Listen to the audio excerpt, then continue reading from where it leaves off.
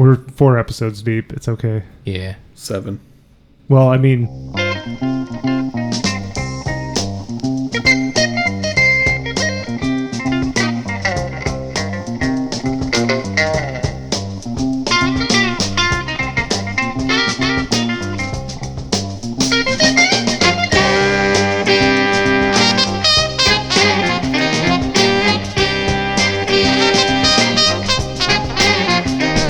Welcome to I'd Buy That for $1, a podcast about inexpensive, common, and overlooked records that are waiting to be rediscovered. I'm Sean Hartman, and I'm joined by my regular co-host, former cult leader Jeremy Ruggles. Hello, step into the light. And celebrity discards authenticator Peter Cook. Yes, I'll take it. Good. And once again, same as last week, we are joined by our special guest, traveling vintage typewriter salesman, Katy May. I'm just your type. Thank you. Yeah. What is it like being a traveling vintage typewriter salesperson? Is the response generally favorable? Okay, I go door to door. I tell people I've got this new piece of technology. It's a typewriter. They look at me, they look at their computer, they look at me, and they're like, I simply cannot afford the ribbon, and close the door. So it's not an easy life, but I'm very passionate about it, very passionate. And, what a great way to listen to some obscure music on the road, you know? Yeah. I'm going to own this. This is not actually what I do, but I'm going to own this. Good. Click clack. Well owned. What did you bring for us, Katie? The album I chose this week is Synergy's 1978 release, Chords. Sean actually recommended it to me, I'm guessing because I'm a synth player that likes listening to synth-based music. I particularly like this album because it's quite like a score to a video game with epic peaks and musical structures that you just don't hear much outside of classical or melodic metal. Before I dive into the album too much, let me give you all a little background on Synergy. Synergy was the name given to Larry Fast's synthesizer music project. The project lasted for 12 years between 1975 and 1987. During his time with Synergy, Fast released 6 albums, has since released compilations, and even a film score for the movie The Jupiter Menace. Fast's career has taken him into work with popular artists like Nectar, Peter Gabriel, and Hall & Oates. Larry Fast, he's Nice pretty mix. cool, guys. And I've never heard of this before. I've seen this album a million times through the store. It has kind of a captivating cover where it looks like a naked guy in a city being wrapped in an electrical current, like lightning or something. And when I saw this in the store, I thought it was going to be some type of jazz album or something that I wouldn't be into, or it was going to be one of those synth albums where they're showing the capabilities of a Moog synthesizer using covers of classical music or Bacharach, kind of like Switched on Bacharach. Great stuff, but not really what I'm into. So when Sean said that I might like this, I definitely wanted to get a better look into it, and I got this for only 50 cents. Where'd you get it? I got it from Sean's garage. Can you plug the name of your garage? Boy, I sure can. My name is DJ Hard Bargain. You can find me on Discogs or come to my house, also known as our P.O. Box. Oh, yeah. We're getting a little more specific there. Find me on the internet. Buy records from me so I can keep doing this podcast, I guess. I don't sell 50-cent records online, though. You got to come out to the garage for that experience. All proceeds go to I'd Buy That for $1. Kind of. Is that true, Sean? All proceeds from your record sales are going to this podcast? It's going directly to a trust fund for this podcast. When this podcast comes of age and is finally ready for the responsibility. How does your family feel about your It's donation fine. to the It's cool. podcast? We'll be fine. Good? Yep. Okay. Anyway. All right, so, which I completely feel you guys will be going on tour soon enough. So the sales from Sean's garage will go directly towards gas. Keep that in mind, y'all. If you haven't subscribed already, subscribe now. Before we get too much on what the album is about, like the history of that, let's just kind of get on that level We'll start out with the opening track on presuming to be Modern 1.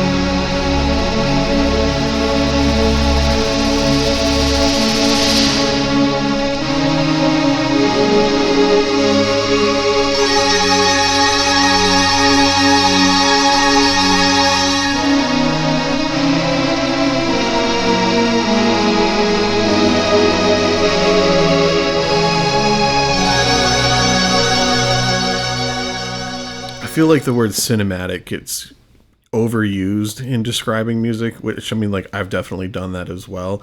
But like, man, that record has a cinematic feel to it. Yeah, you can, as you mentioned while we were listening to it, the logo and the title card coming It up. just feels like you're sitting in a theater watching whatever, like the movie studio's logo, and then it transitions from the intro to the next track, and it's like you're watching like the opening credits while some stranger is like sneaking through a poorly lit alley or something like that. It's just When a like, stranger calls. yeah. Yeah, this definitely has a very like George Lucas, Ron Howard fantasy movie feel to it. But I also really like it because it's around the same time that John Carpenter was writing scores for things like Halloween, and these types of scores were using a lot of synthesizers at the time.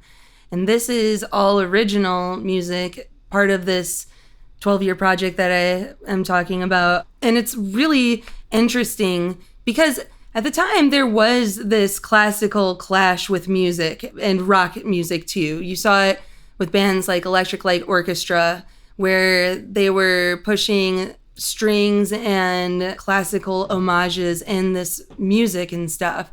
But this is taking it to a different level. I mean, this music was used in video games. This music eventually was used in L. Ron Hubbard videos and stuff because it takes you to a very science fiction, I don't know, plateau or something. Mindset. Like, yeah, you're like on a different planet for a second if you close your eyes and just kind of get lost in it.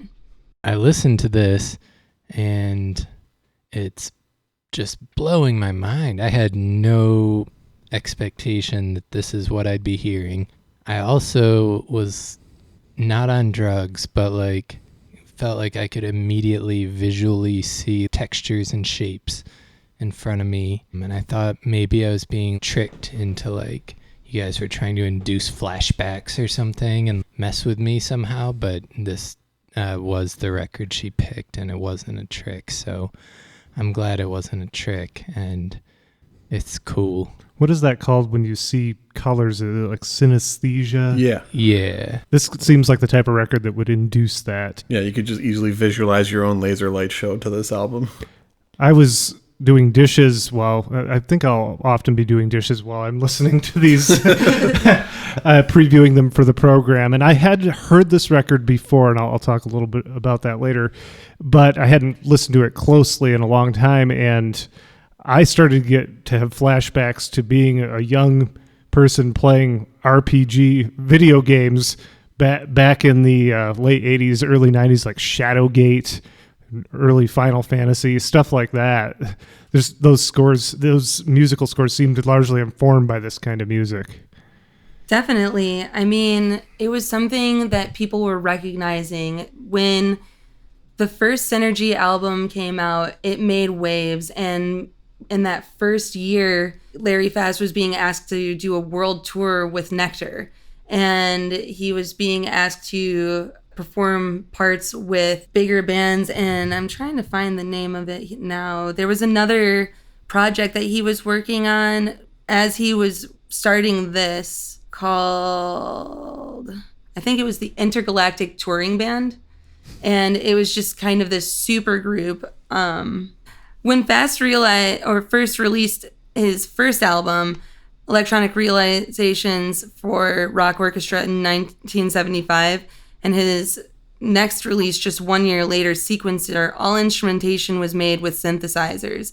The first album even states, and no guitar, or nobody played guitar. The second album reiterates, still no guitars. But by 1978, when the album that I'm referencing, Chords, came out, it did feature guitar work by Pete Sobel. It said these little boasts were tongue-in-cheek comments made by Fast as a retaliation to Queen's remarks about not using any synthesizers. I talked about that when we spoke with Earl a few weeks ago. Chords got started in the late summer of 1977.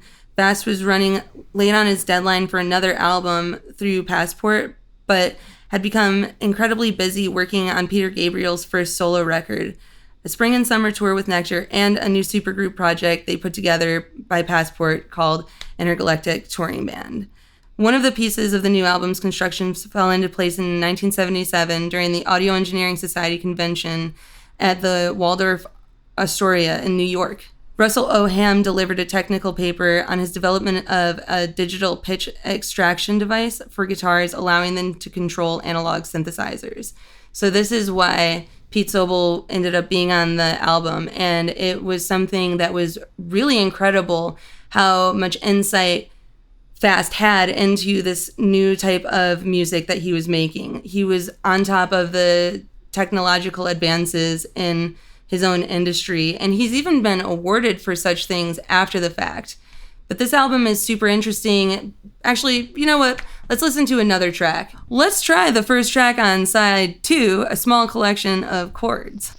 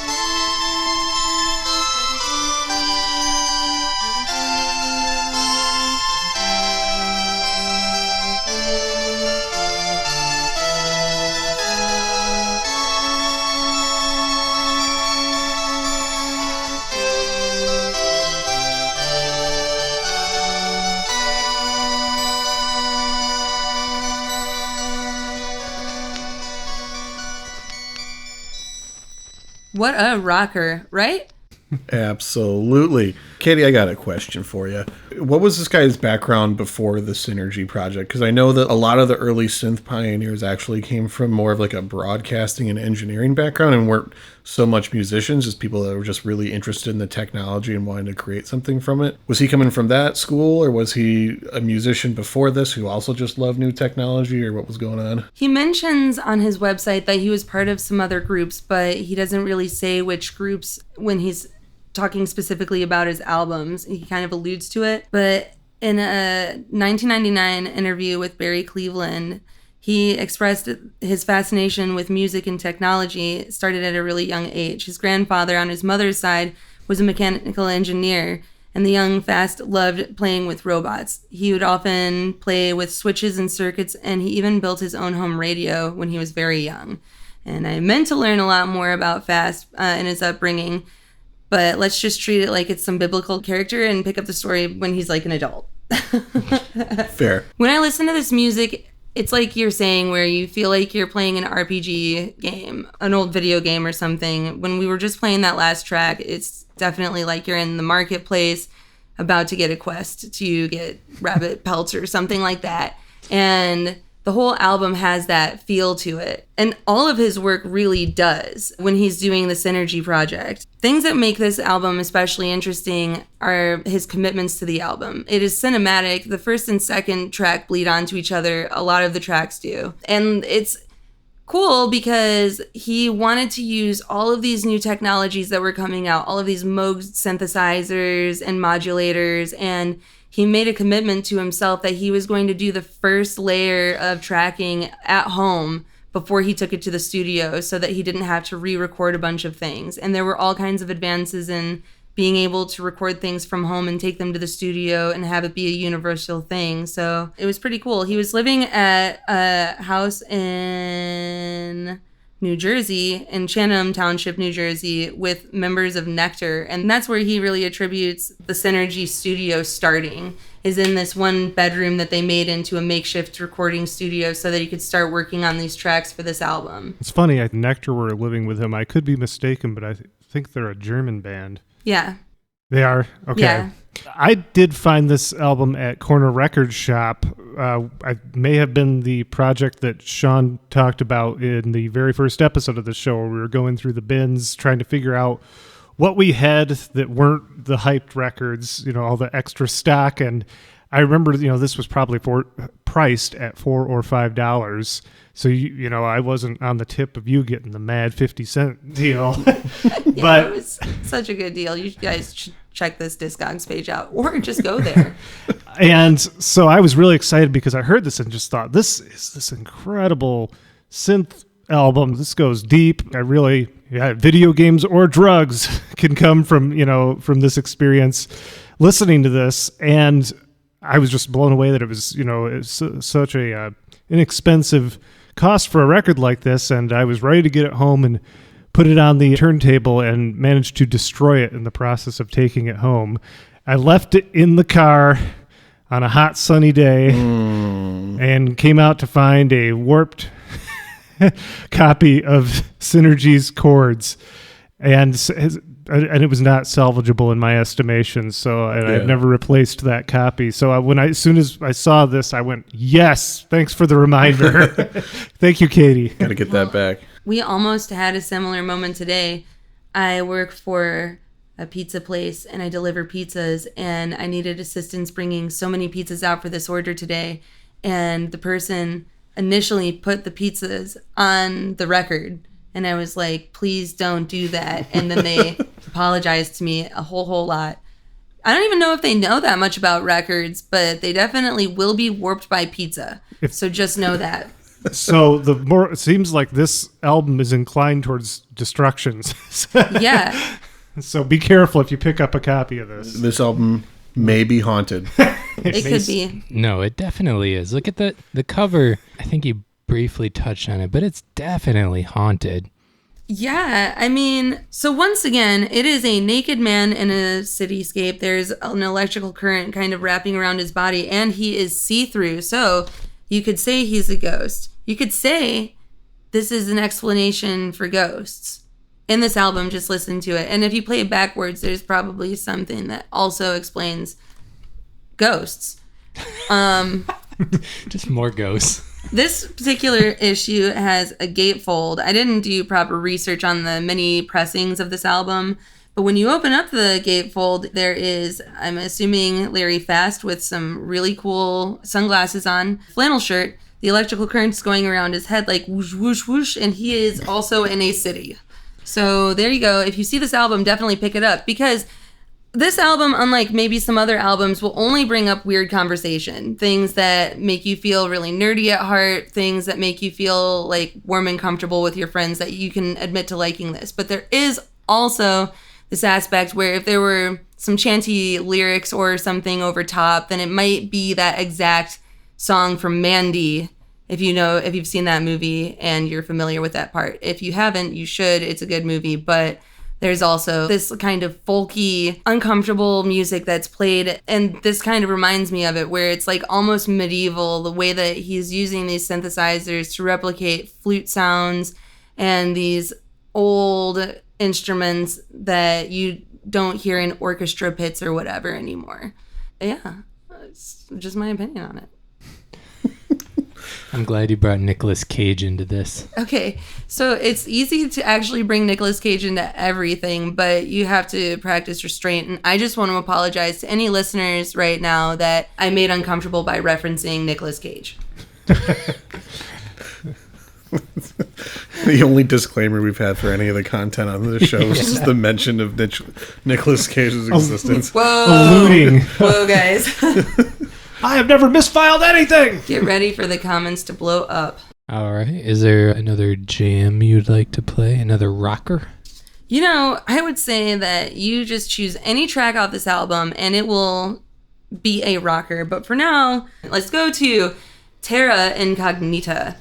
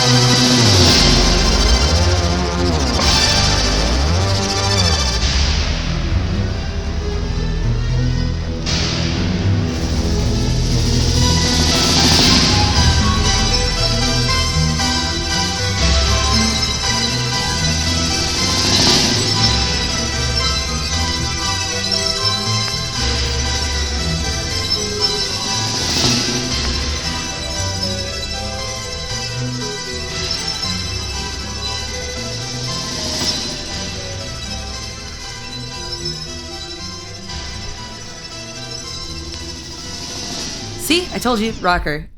So, You weren't lying. no, I was not.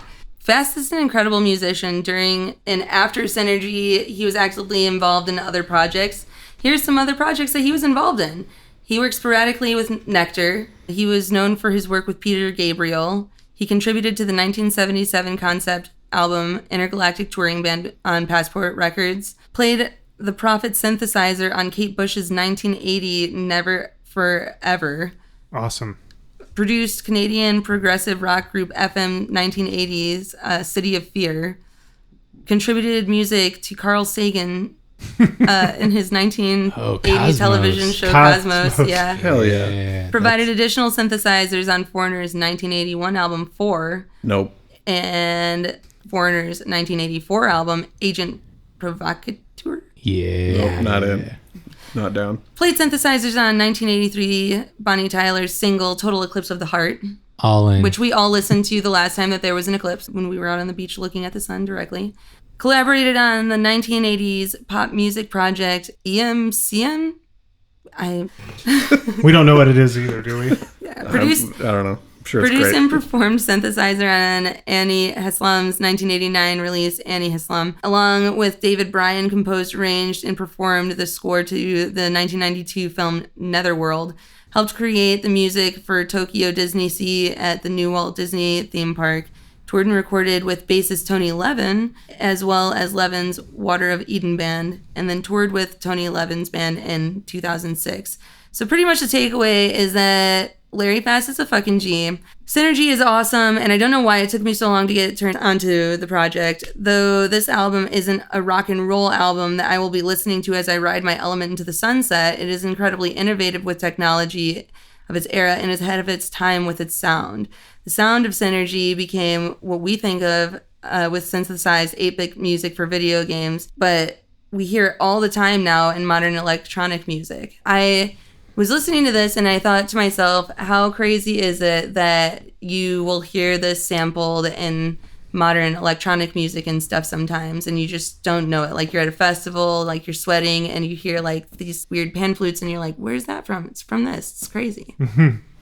I know I fairly recently watched a documentary on Suzanne Ciani, who is an electronic pioneer wizard, and she has her music that she makes for her albums, but a lot of commercial stuff that she did as well. By that, I mean for advertisements and whatnot. Do you see whether Larry Fast got into that at all? I know that he has been involved with other projects like doing film scores or being picked up by things like I said, Cosmos and movies and TV spots and stuff, but I don't think that he ever got into like a more commercial position.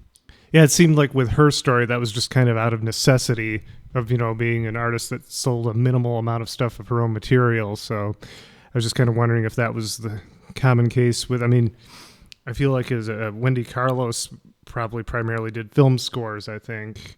Yeah, film scores and broadcasting and commercials and stuff was a really common avenue for some of these early electronic folks to get some actually money coming in.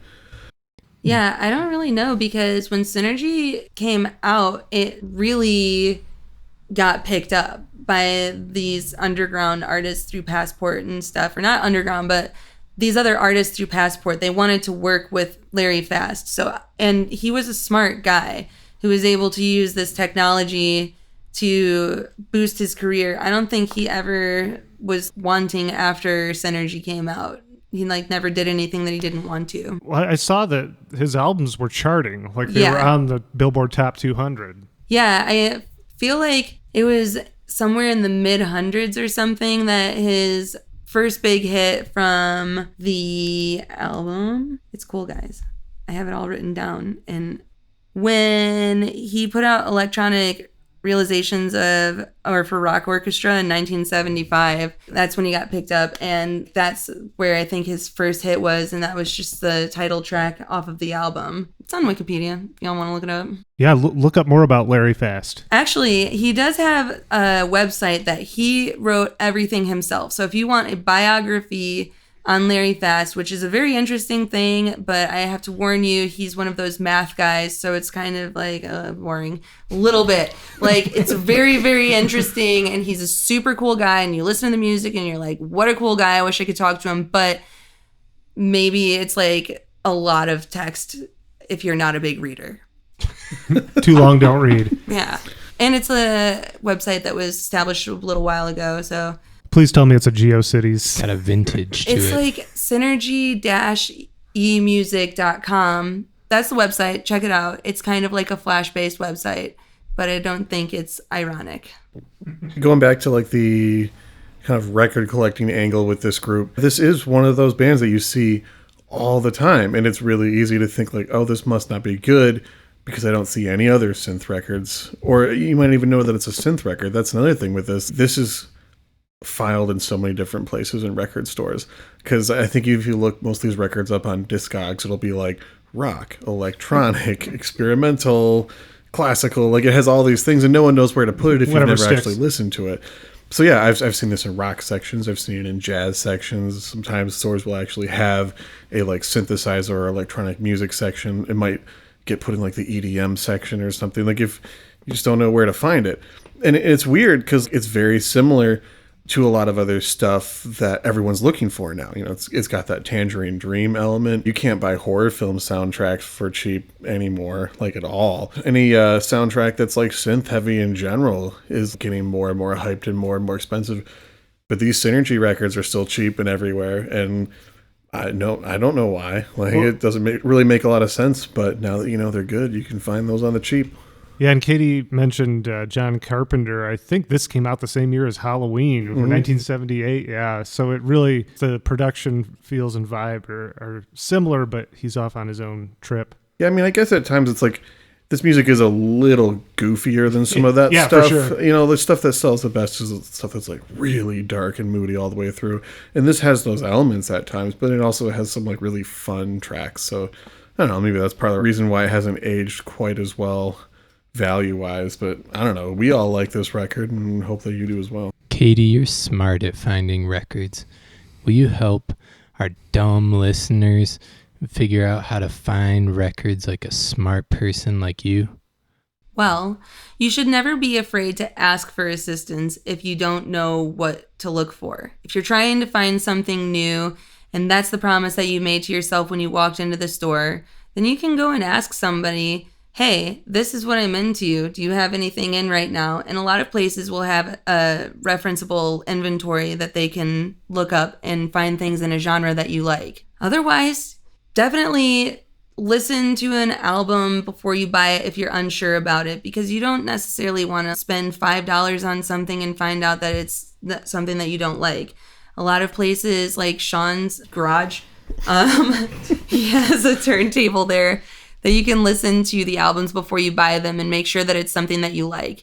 And a lot of record stores will do this, but if they don't have that option, a lot of these albums you can find on Spotify and just listen to a short little blurb of it before you take it home. And like, if you are into something, don't ever be afraid to look that up and see what else you may like based on liking this artist. Sources like Google Play or Spotify are pretty good at honing in on things that, when you listen to things like Synergy, that you might like things like John Bolton or Kraftwerk or things like that. And all of those things go together really, really well. They're all using synthesizers, and just like, be brave. Don't like spend money that you don't want to spend, but also don't be afraid to try new things. Early on in my record collecting, I don't remember who it was, but I remember someone telling me that they had a rule their whole life of collecting albums. Every time they went to a record store, they bought one record that they knew about and one thing they'd never heard of before coming in.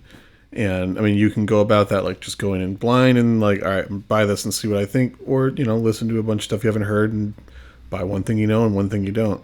There's also, someone had talked about once, that's like their like date night idea, is they go to a record store and they only listen to stuff that they completely never heard of before, just base it off of, you know, stuff that looks cool. And then they go home with that new record they bought and make dinner and listen to the new record together. And I was like, that's fun. That's super cute. I remember people doing that often when we were working at Satellite together, where I wondered why they would go there and be on like some date night together, because most of the time it was just people harshly criticizing the covers of albums that they were pulling out. Yeah. We had so many like first dates at the record store, though. That was just wonderful and painfully awkward at the same time to watch that go down. Sometimes it seemed fine. They're getting to know each other and talking about bands they like, but I feel like the majority of the time it was like the girl pulling out a record and be like, oh, I like this one. The guy being like, oh, that one's not very good. Let me tell you about better music. That happened just way too much. Oh my God. Yeah, and then you get some couple, they're out on an early date, and then they pick a record together, and it's like Richard and Linda Thompson Shoot Out the Lights, which is the nastiest breakup record ever. Foreshadowing. It's not always a good idea to buy something based on what the cover of the album looks like, but sometimes it can be really rewarding. For example, when I saw this one in stores for so long, even though everything about it in hindsight says, you're probably going to like this album and it's electronic, like this guy is being electrocuted on the cover, like it's electronic, I was just like, no. And now I'm like, yes, give me more synergy. I feel like that was all that they were ever trying to teach me in business school. Give you more synergy? Yeah, bring on the synergy. It's true. Well, you just mentioned about a couple buying like a nasty breakup record accidentally. That reminds me of a question I've had for you for a long time, Peter. I DJ'd Peter's wedding a while ago, and one of the few selections he had for me was NRBQ in my car. Driving in my car. Which, tell me if I'm wrong, that's a song about him missing his ex. Yeah. Is that an appropriate wedding song, and why did you pick that? And did Ellen know what the theme of that song was? It's a song that we both really like, but it's funny because while I was dancing to that song, and I think you played a live version of it, while I'm dancing, I was thinking, you know what? This might not be a wedding appropriate song, but it's catchy and you know. It's funny because Fiona Dickinson had played a different NRBQ song during the ceremony. I love her, she loves me. Much more appropriate for a wedding. Totally. I'm just trying to get all this NRBQ in there, and I guess at least I didn't pick Me and the Boys. Yeah, I mean, I think I had the presence of mind not to ask you about that, like, during the wedding, but I have wondered that before, and, like, while I was making the playlist, like, this is a really strange pick, and Peter's, like, a lyric guy. Why? I feel like you waited a tasteful amount of time to ask this question a completely appropriate avenue. Yeah. On a podcast. Yeah. Well, I'm glad we cleared the air on this. But, yes, I did think about that in the moment, and then I just let it go just as quickly. I mean, I'm sure no one else noticed. Like you said, it's a catchy song. Well, people notice it's all they talk about. Yeah, that's all that anyone's been talking about since the wedding. So, Katie, how somebody asked her what her pluggables are in a smart way. Hey, so I don't mean to interject here, but I've got a lot of stuff coming up. I'm in a band called Katy Needs a Life, and we're going to be putting out an album in 2020 that's pretty much everything that we've been playing for the last 10 years, but finally on one album. I'm also in Jake Simmons and the Little Ghost playing keyboards. I don't know if I mentioned this before, but part of my attraction to this album is finding out that Larry Fast was doing a solo synthesizer project, and he made it work and kind of turned it into more than just a solo project. And I didn't realize that, though I've never heard of this artist before, I am very influenced by this artist because he has been so influential to so many artists that I do consider to be that to me. If you're interested in knowing more about that, then you can go to katyneedsalife.bandcamp.com, and all of the music is free. And Jake Simmons and the Little Ghost.bandcamp.com, where you have to pay for the music, but it's worth every penny. Your choice. Yeah. Which one's a better value? I mean, but really, you can leave it in the comments if you want to. Does he have anything for $1? A track. A track? I could just get one track. Yeah. I'd No buy a vinyl. digital version of that one track for $1. For 99 cents even. Both groups are going to be working on new material this year, and we're going to be putting out new albums. The Jake Simmons and the Little Ghost album will feature 2 new musicians, as Reggie Page and I have joined the band recently. It's going to be so big. It's going to be so rockin'. Like, do you like The Boss? Do you like Bruce Springsteen? Well, let me tell you what, Jake Simmons and the Little Ghost, that's it. That's funny. We brought up Springsteen 2 weeks ago with Earl. And he's still working on the Boss. He's still working on The Boss, He's not my boss. me and Sean are all in on The Boss. Are you all in on The Boss, Yeah, Peter? for the most part, yeah. Okay. Absolutely. No, how can you be for the most part all in? Are you all in? All on in the for the Boss. Edit that out. Okay. Hell yeah! He is my boss, I guess. No, he's not my boss. He's the boss of us all, whether you like it or not. I mean, you can't change the way the world operates. Well, this has been another week of I'd Buy That for $1. My name is Jeremy Ruggles. My name is Peter Cook. I'm Sean Hartman. And I'm Katy May. Thanks for having me, y'all. Yep. Yeah, thank you, Katie.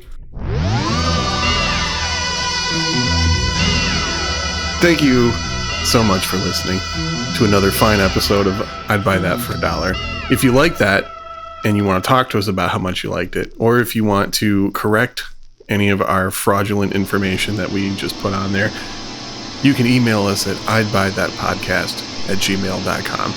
You can also follow us on Facebook and Instagram, but not Twitter, at I'd Buy That Podcast. And if you really, really liked it and you've got some extra cash somehow, you can hit us up on Patreon. You can give us money. And if enough of you give us money, we might even put some extra episodes on Patreon just for you. Just only for you. Thanks for listening. Please like, subscribe, and share.